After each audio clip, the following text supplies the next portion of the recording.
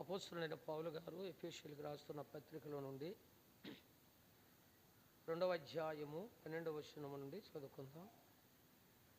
ఆ కాలమందు ఇశ్రాయేలీయులతో సహా పౌరులు కాక పరదేశులను, వాగ్దాన నిబంధన లేని పరజనులను, నిరీక్షణ లేని వారును, లోకమందు దేవుడు లేని వారునై ఉండి క్రీస్తుకు దూరస్తులై ఉంటురని మీరు జ్ఞాపకం చేసుకొనుడి.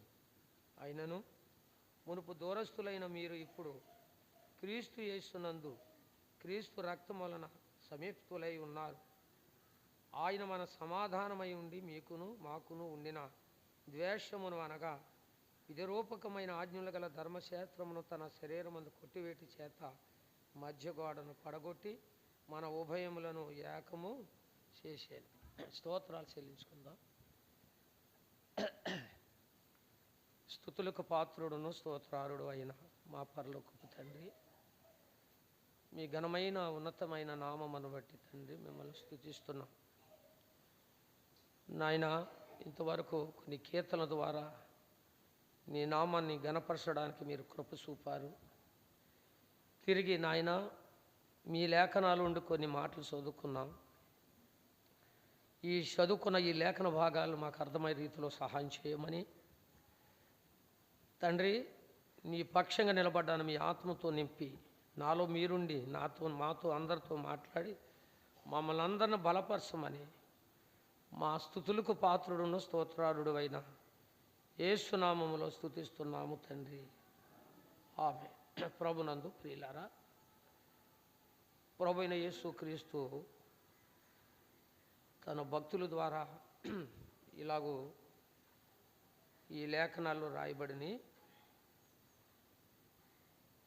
అపోస్తలుడైన పౌలు గారు ఆయన గత కాలములో అయితే ఆయన కూడా దేవునికి దూరంగానే ఉన్నాడు. యూదుడే, ఎబ్రీయుడే అయినప్పుడు కూడా సంఘాన్ని హింసించి తర్వాత బలపడి స్థిరపడి ఆయన నామాన్ని ప్రకటించడానికి దేవుడు ఒక సాధనంగా పౌలు గారిని వాడుకున్నాడు. ఆయన ఈ పత్రికల ద్వారా కొన్ని శ్రేష్టమైన ఆత్మ సంబంధమైన మాటలతో మనతో మాట్లాడుతూ ఉన్నారు. గమనించండి, ఈ ఎఫెసీయులకు రాసిన పత్రిక 2:12లో ఆ కాలమందు ఇశ్రాయేలీయులతో సహా పౌరులు కాక పరదేశులను, వాగ్దాన నిబంధన లేని పరజనులను, నిరీక్షణ లేని వారును, లోకమందు దేవుడు లేని వారినై ఉండి అని చెప్తున్నారు. ప్రభునందు ప్రియులారా, వాస్తవంగా ఆ కాలం అంది అంటే గత కాలానికి మనం వెళ్ళాలి. పూర్వకాలానికి వెళితే ఆయన ఇశ్రాయేలీయుల్లో నుండే మన ప్రభు వచ్చాడు. అయితే మనము ఇశ్రాయేలీయులతో సహా పౌరులను కాదండి, ఇశ్రాయేలీయులు వాగ్దాన పుత్రులు, వాళ్ళ యూదులు. అబ్రాహాముతో దేవుడు వాగ్దానం చేశాడు కాబట్టి వాళ్ళు యూదులు, ఎబ్రీలు వాగ్దాన పుత్రులు అన్నమాట. అసలు వాళ్ళతో మనము సరితూగలేం. ఎందుకంటే మనము అన్యజనాంగానికి చెందినవారు, అన్యులం. పూర్వకాలంలో అన్యులంటే సేదరించేవారు, అంటే విసర్జించేవారు.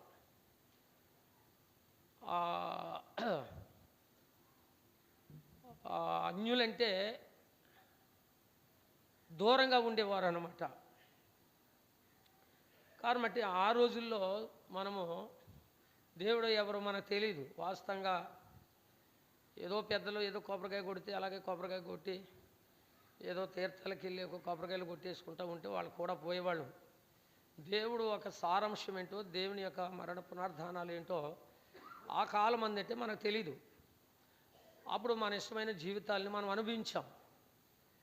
అయితే వినండి ప్రియులారా, ఆ ఇశ్రాయేలీయులు దేవుని ప్రజలు అన్నమాట. ఇశ్రాయేలీయులు దేవుని ప్రజలు. మనము దేవుడు మనల్ని పుట్టించాడు కానీ మనం దేవుని ప్రజలమే, కానీ అన్యజనాంగానికి చెందినవారు. యేసు ప్రభు అన్యుల్లో నుంచి రాలేదు, ఆయన యూదుల్లో నుంచి వచ్చాడు. అంటే యూదులు చాలా నిష్ఠ కలిగిన వారు, అన్యులకి చాలా దూరంగా ఉంటారన్నమాట. వారు అన్యులకి యూదులకి సాంగత్యం ఉండేది కాదండి. అందుకనే ఆ రోజుల్లో యూదులకి అన్యజనాంగానికి కొంచెం దూరంగా ఉండేవారు. వాళ్ళ ప్రయాణాలు కానీ వారి మార్గాలు కానీ వారి దూరంగా ఉండేవారు. ఆ కాలమందు మీరు గమనించాలి, అందరూ జ్ఞాపకం చేసుకోవాలి. దేవుణ్ణి అంటే ఏంటో మనకు తెలియదు. యేసు ప్రభు మనలో నుంచి రాలేదు, యూదుల్లో నుంచి వచ్చారు. అయితే మనము పరదేశులం అనమాట. అంటే పరదేశులం అంటే మనకు ఒక నిరీక్షణ లేదు, ఒక ఆధారము లేదు. చనిపోతే ఏమైపోతామో తెలియదు. ఏమండి, పాపం చేస్తే ఏమవుతుందో తెలియదు, మోసాలు చేస్తే ఏమవుతుందో తెలియనట్టు పరిస్థితుల్లో మనం ఉన్నాం ఆ కాలం ముందైతే. అయితే ప్రియులారా, ఇశ్రాయేలీలతో సహా పౌరులు కాక పరదేశులను, వాగ్దాన నిబంధన లేని పరజనులను అన్నాడు. వాగ్దానాలు ఇశ్రాయేలీలు. ప్రియులారా, అన్నీ ఇశ్రాయేలీలకి సంబంధించినదే. అందరూ వాళ్ళే, హర్షకులు వాళ్ళే, యాజకులు వాళ్ళే. ఏమండి, అందరూ వాళ్ళే. అసలు అన్యులకి ఎటువంటి కూడా సంబంధం లేకుండా ఉండేదన్నమాట. ఎందుకంటే వారు దేవుడు వారికి వీరికి చాలా విశేషంగా ఉండేది. ప్రియుల, మన పూర్వకాలంలో పెద్దోళ్ళకి తెలుస్తుంది, మన ఇలాంటి పిల్లలకి తెలియదు. పూర్వకాలంలో చూడండి, మా యోహాను సువార్తలో కూడా సమరయులు మార్గము వేరు, యూదుల మార్గము వేరు. సమరయులకి యూదులకి సాంగత్యం ఉండేది కాదు. వారు ఊరు బయట నుంచి వెళ్ళి బావిలోనికి వాళ్ళకు ఒక ప్రత్యేకమైన బావి ఉండేది. పూర్వకాలంలో మనకు కూడా ఒక ప్రత్యేకమైన బావిలు ఉండేవి. ఎందుకంటే వాళ్ళ నూతులో మనం త్రాగటానికి వీలేదు, మన నూతులో వాళ్ళ త్రాగేవారు కాదు. ఏ కులానికి ఆ కులానికి ఒక బావి వేసేవారు. కాబట్టి అలాగా దేవునికి దూరస్తులం అన్నమాట. మనం పరజనులము, వాగ్దానం లేని వారు. వాగ్దానాలు మనకు లేవు. ఏమండి, ఇశ్రాయేలీలతో సహా పౌరులు మనకదు, వాళ్ళకు ఉన్నాయి, మనకు లేవు. అంత మాత్రమే కాదు, ఇక్కడ అంటున్నాడు చూడండి ప్రియులారా, నిరీక్షణ లేని వారును అన్నాడు. నిరీక్షణ లేని వారు. ఆ రోజుల్లో నిరీక్షణ అంటే ఏంటో మనకు తెలియదు. అర్థమైందండి? కాబట్టి మీరందరూ జ్ఞాపకం చేసుకోవాలి. ఒకటి, ఆ కాలమందు ఇశ్రాయేలుతో సహా పౌరులు కాక పరదేశులను, వాగ్దాన నిబంధనలు లేని పరజనులను, నిరీక్షణ లేని వారును, లోకమందు దేవుడు లేనివారై ఉండి, లోకములో ఉన్నాం, దేవుడు లేని వారుగా ఉన్న నాస్తికులు అంటారు. దేవుడు లేని వారిని నాస్తికులు అంటారు.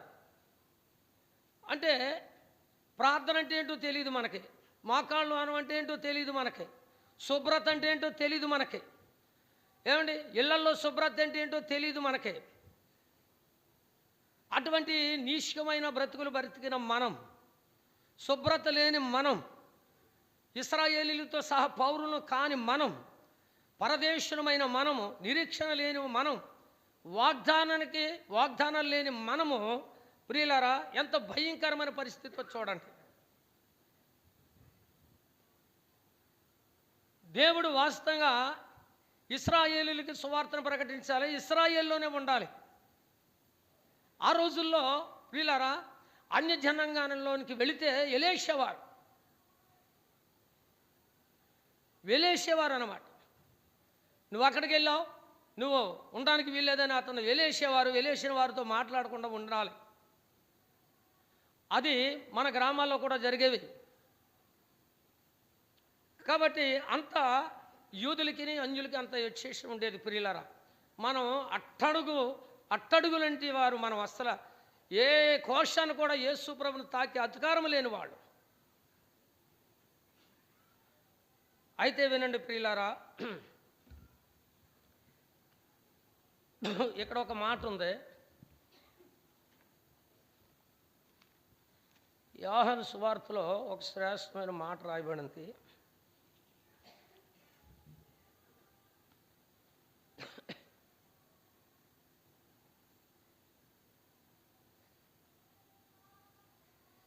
ఒకటవ అధ్యాయము చూడండి,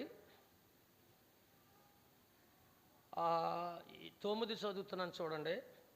నిజమైన వెలుగు ఉండేను, అది లోకములోనికి వచ్చుచు ప్రతి మనిషిని వెలిగించున్నది. ఆయన లోకములో ఉండేను, లోకమైన మూలముగా కలిగాను, కానీ లోకం ఆయనను తెలుసుకొనలేదు. ఆయన తన స్వకీయుల యొద్దకు వచ్చాను, ఆయన స్వకీయులు ఆయనను అంగీకరించలేదు.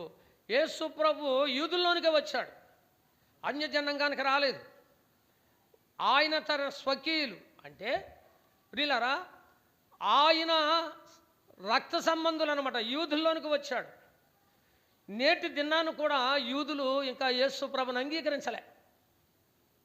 అందుకనే కొరింథీయులకు రాసిన పత్రికలో ఏమన్నదంటే శేషమే అని ఉంది.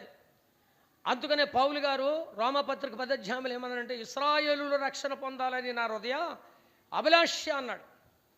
ఏ దేవుడైతే ఏ జనంలో పుట్టాడో, ఏ జనాంగంలో నుంచి పుట్టాడో ఆ జనాంగం దగ్గరికి వెళ్తే వారు అంగీకరించలేదు. అందుకనే ఒక చిన్న మాట రోమపత్రికలో కూడా ఒక మాట ఉందో చూపిస్తాను, ఎందుకంటే కొంచెం మనకి అర్థమవుతాయని. చూడండి, రోమపత్రికలో 11వ అధ్యాయంలో ఇలాగ రాయబడింది. 11:7 అలాగైన ఏమగును, ఇశ్రాయేలులు ఎతికినది ఏదో వారికి దొరకలేదు, ఏర్పాటు నొందిన వారికి అది దొరికేను. ఏర్పాటు నొందిన వారికి, మనం ఏర్పాట్లో లేము, అన్యజనాంగానికి చెందిన వారు, ప్రియులారా నెట్టివేయబడిన వారు, విసర్జింపబడిన వారు, దేవుడంటే ఏంటో మనకు తెలియని వారు, నాస్తికులు. మనము దేవుని ఎప్పుడు ఎతకలేదు, దేవుని మనము అనుసరించలేదు. కానీ ఇక్కడ ఏమంటున్నాడంటే, ఇశ్రాయేలులు ఎతకనది ఏదో అది దొరకలేదు, ఏర్పాటు నొందని వారికి అది దొరికెను, తక్కిన వారు కఠినశితులైన ఇందు విషయమై నేటి వరకు దేవుడు వారికి నిద్రమత్తు గల మనస్సును, చూడలేని కన్నులు, వినలేని చెవులు ఇచ్చి ఉన్నాడని రాయబడి ఉన్నది. కానీ ఇశ్రాయేలీలు ఎప్పటికైనా యేసు ప్రభును నమ్ముకుంటారు, అది వాస్తవమే. కానీ దేవుని మహాకృప చేత మరి అటువంటి ప్రజలమైన మనలను, నిరీక్షణ లేని మనలను దేవుడు ఏం చేశాడో చూడండి. అదే ఎఫెసీయులకు రాసిన పత్రిక 13 చూడండి, 2:13. ఆ 2:12 ఆఖరుని ఏమన్నాడంటే, నిరీక్షణ లేని వారు లోకమందు దేవుడు లేని వారే ఉండి క్రీస్తుకు దూరస్తులై ఉంటారని మీరు జ్ఞాపకము చేసుకొనుడి. ఒకప్పుడు క్రీస్తుకు దూరస్తులం మనం, ఒకప్పుడు దేవునికి దూరస్తులం. దేవుడు ఎవరో తెలియదు, ప్రార్థన ఏంటో తెలియదు, పాటలు అంటే ఏంటో తెలియదు, ఆరాధన అంటే ఏంటో తెలియదు మనకి. దేవునికి దూరస్తులై ఉన్నారని మీరు జ్ఞాపకం చేసుకునండి. అయితే ఇక్కడి నుంచి మనకు అవసరం చూడండి, క్రీస్తుకు దూరస్తులై ఉండిరని మీరు జ్ఞాపకం చేసుకునుడి. అయినను ఇటువంటి కార్యములున్న దేవునికి దూరస్తులమైన, వాగ్దానం లేనివారమైనా, పరజనులమైన, యాత్రికులమైనా, ప్రియులారా క్రీస్తుకు దూరస్తులమైనను, ఏమండి తర్వాత ఇశ్రాయేలుతో సహా పౌరులను కాకపోయినను, అయినను చూడండి, అయినను మునుపు దూరస్తులైన మీరు ఇప్పుడు క్రీస్తు యేసునందు క్రీస్తు రక్తము వలన సమీప్తులై ఉన్నారు. అమ్మా బాబు అయ్యా ఆలోచన చేయాలి. ఆ కాలంలో మనం ఎలాగున్నామో మనం అది జ్ఞాపకం చేసుకోవాలి.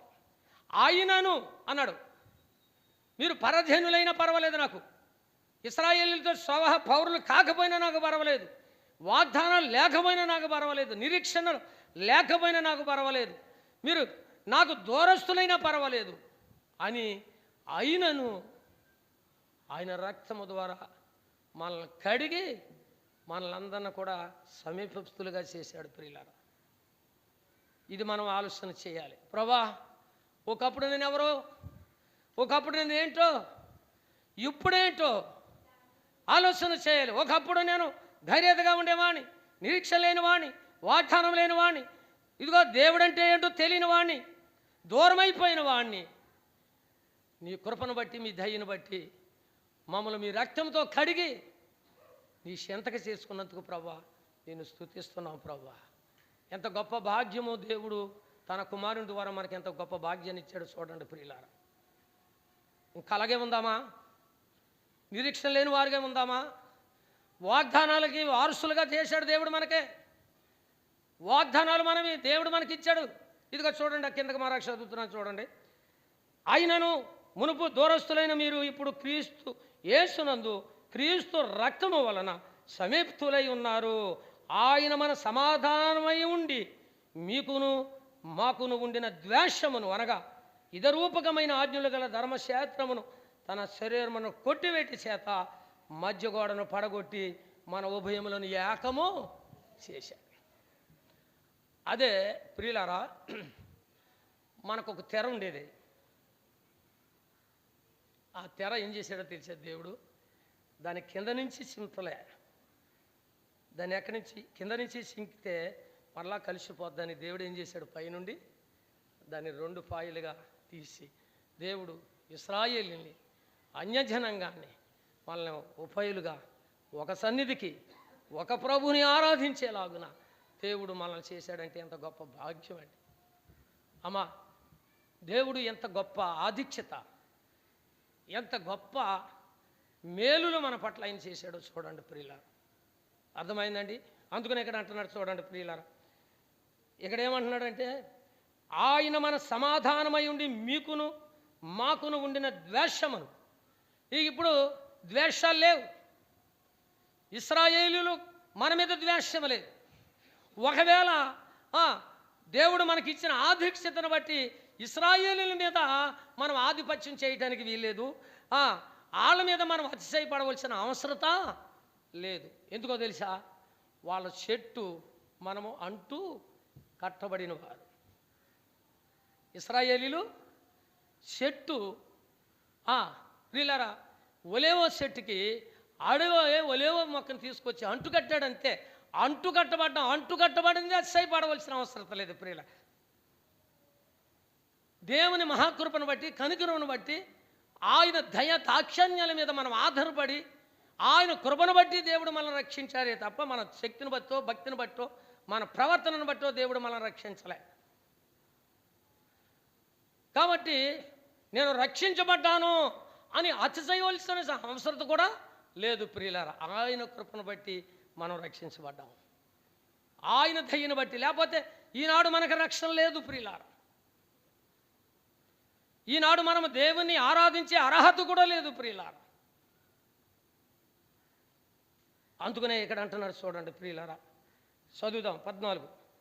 ఆయన మన సమాధానమై ఉండి మీకును మాకు ఉండిన ద్వేషమును అనగా ఎదురూపకమైన ఆజ్ఞలు గల ధర్మశాస్త్రమును తన శరీరమందు కొట్టివేటి చేత మధ్యగోడను పడగొట్టి మన ఉభయములను ఏకము చేసేను.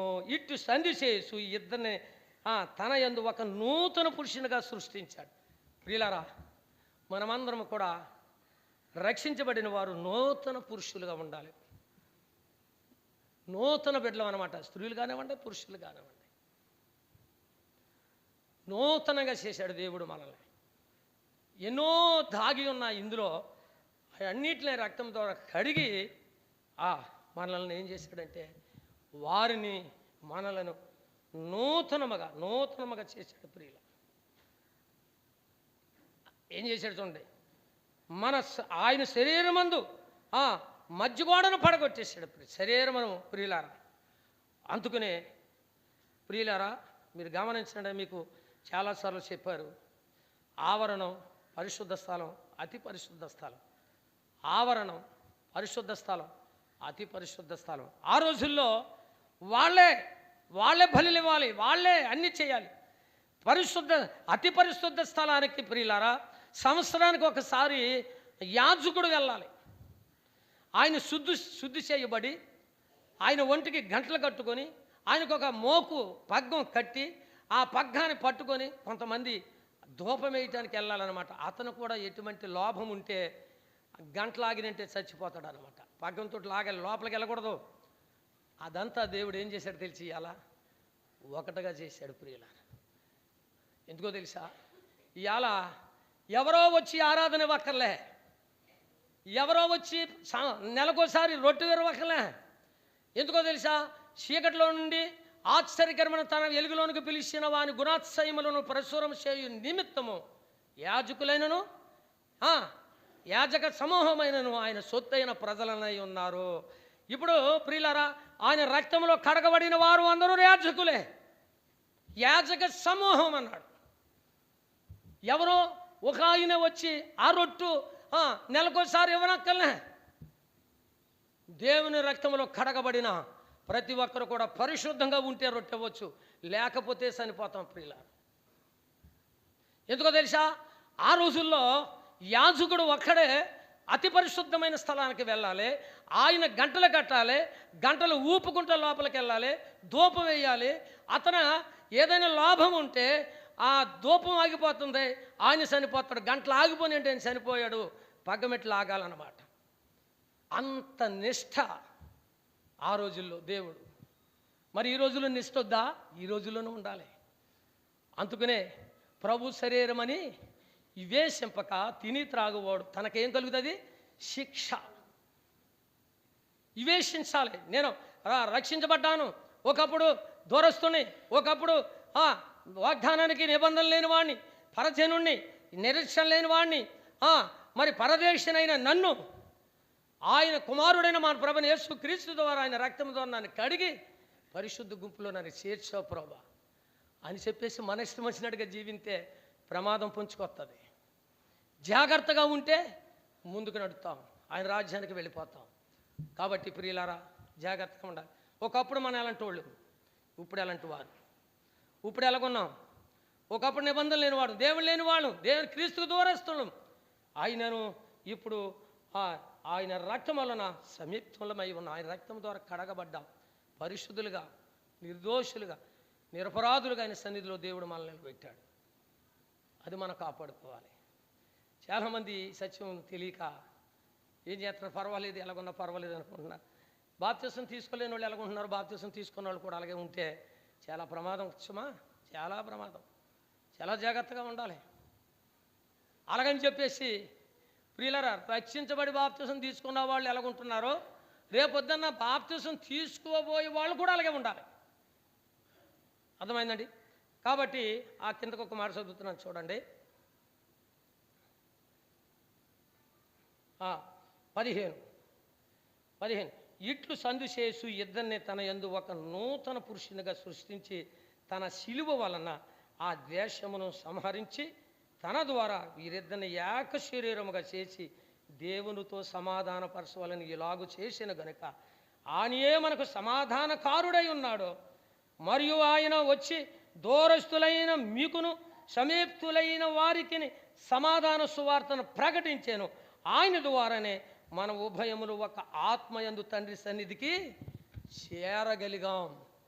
ప్రభా, ఎంత గొప్ప భాగ్యం నాయన. ఇశ్రాయేలీలతో సహా పౌరులుగా నన్ను చేసినందుకు నాయన నేను స్తుతిస్తాను. ప్రియులారా, ఇశ్రాయేలీలకే వాగ్దానాలు, ఇశ్రాయేలీలకే అన్నీ వాళ్ళకే, మనకేమీ లేదు ప్రియులారా. ఆయనను ఆయన రక్తం ద్వారా మనల్ని సమీపంగా చేసుకొని వాళ్ళని మనల్ని ఉభయములుగా ఏకం చేసి ఈరోజు అన్యజనంగానికి ఆధిక్యత, అధికారాన్ని దేవుడు, ఆ పగ్గాలు దేవుడు మన చేతికి ఇచ్చాడు. దాన్ని మనం సులకన చేసుకోకూడదు, దాన్ని హేళనగా చేసుకోకూడదు. కానీ పగడబందిగా మనం ఉంటే ఆ దేవుడు మనల్ని ఆశీర్వదిస్తాడు ప్రియుల. కాబట్టి ఈ మాటలు వింటున్నాం. మనం దేవుని సన్నిధికి చేరగలిగామంటే ఆయన కుమారుడైన మన ప్రభువైన యేసుక్రీస్తు. తండ్రి ప్రియులరా, తండ్రి ఏం చేశాడో తెలుసా? కుమారుడు నడగొట్టబడుట తండ్రికి ఇష్టమైంది. మన కొరకు ఆయన చనిపోవటానికి, మన కొరకు ఆయన రక్తం కార్చడానికి, మన కొరకు ఆయన సమాధి చేయబడటానికి తండ్రి ఇష్టపడ్డాడు ప్రియులరా. తండ్రికి మన మీద ఉన్న ప్రేమ, మన మీద ఉన్న ఆప్యత, అనురాగాలు, దాన్ని మనం సులకన చేసి పర్వాలేదు కదా నా ఇష్టం అంటే అది చెల్లదు ప్రియులారా. రక్షించబడిన వారికి అది చెల్లదు. చాలా జాగ్రత్తగా ఉండాలి. దేవుని బిడ్డలుగా మనం కొనసాగాలి. ప్రతి ఎడతెగక ప్రియులారా ఎడతెగక రొట్టె తీసుకోవాలి, ఎడతెగక రొట్టె తీసుకోవాలి ప్రియులారా. దేవుని సన్నిధి అంటే మనం చాలా మటుకు సులకనగా చేస్తున్నాం, ఆరాధన అంటే చాలా సునకలుగా చేస్తున్నాం ప్రియులారా. అయ్యో చాలా జాగ్రత్తగా ఉండాలి, చాలా జాగ్రత్తగా ఉండాలి ప్రియులారా. అలాగుంటే ఆ మాటనే చదివి ముగిస్తాను. చూడండి ఒక మాట, అపొస్తలుల కార్యముల గ్రంథము ఒక మాట ఉందో చూడండి ప్రియులారా. 2వ అధ్యాయము 39వ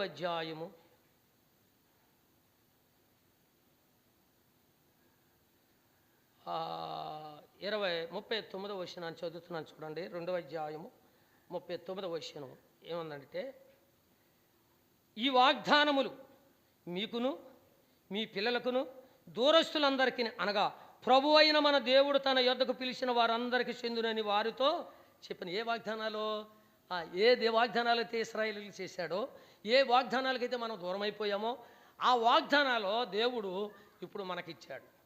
ఏమంటున్నాడు? ఎవరికే ఈ వాగ్దానాలు? ఎవరికే? 20:38 పేతురు, మీరు మారు మనస్సును పొంది పాప క్షమాపణ నిమిత్తము ప్రతివాడు యేసుక్రీస్తు నామమున బాప్తిసం పొందిడి, అప్పుడు మీరు పరిశుద్ధాత్మని వరమును పొందుతారు. ఈ వాగ్దానములు మీకు మీ పిల్లలకు మీ దూరస్తులకు అందరికీ అనగా ప్రభువైన మన దేవుడు తన యొద్దకు పిలిచిన వారందరికీ చెందునాను. ఎవరైతే మారు మనసు పొందుతారో, ఎవరైతే యేసుక్రీస్తు నామమని బాప్తిసం తీసుకుంటారో వారికి వాగ్దానాలు మనం పోగొట్టుకోకూడదు. దేవుడిచ్చిన వాగ్దానాలు మనం పోగొట్టుకోకూడదు. అసలు ఇశ్రాయేలుకి ఇచ్చిన ఈ వాగ్దానాలు దేవుడు మనకిచ్చాడు, మనకే ఇచ్చాడు. దీన్ని పోగొట్టుకుంటే ఎలాగా? కాబట్టి ఆ కింద అంటున్నాడు ప్రియులారా, ఏమంటున్నాడంటే 41, కాబట్టి అతని వాక్యమును అంగీకరించిన వారు బాప్తిసం పొందిరి, ఆ దినమందు ఇంచుమించు 3,000 మంది చేర్చబడిరి. వీరు అపొస్తలుల బోధ యందు సహవాసమందు రొట్టె విరుచుట యందును ప్రార్థన చేయుట యందును ఎడతెగక ఉండిరి. అప్పుడు ప్రతివానికి ఏం కలిగింది? భయము కలిగింది. అయ్యి బాబు దేవుని సన్నిధికి వెళ్ళిపోవాలి, బాబు రొట్టె తీసుకోవాలి బాబు అని ప్రతి వానికి భయం కలగాలి. ఆయన రక్తంలో కడగబడిన వారికి భయం ఉండాలి. అర్థమైందండి? కాబట్టి అన్నీ గుర్తు చేసుకొని గత కాలంలో మనం ఏమైపోయి ఉన్నామో, ఎలాగున్నామో, ఇప్పుడు ఎలాగున్నామో అవన్నీ మనం జ్ఞాపకం చేసుకొని ఎడతెగక ఆయన రక్తంలో ఆయన శరీరంలో పాలు భాగస్తులు పొందాలని ప్రభు పేట మీ అందరికీ హెచ్చరిక చేస్తున్నాడు ప్రభు. ఈ మాటలు ప్రభు మనందరి వెనుకలో దీవించి ఆశీర్వదించునుగాక. ఆమె అందరూ మా కాళ్ళలోని ఎవరైతే రొట్టె తీసుకునడానికి సిద్ధపడ్డారో జాగ్రత్త సుమ, యోగ్యత జాగ్రత్త.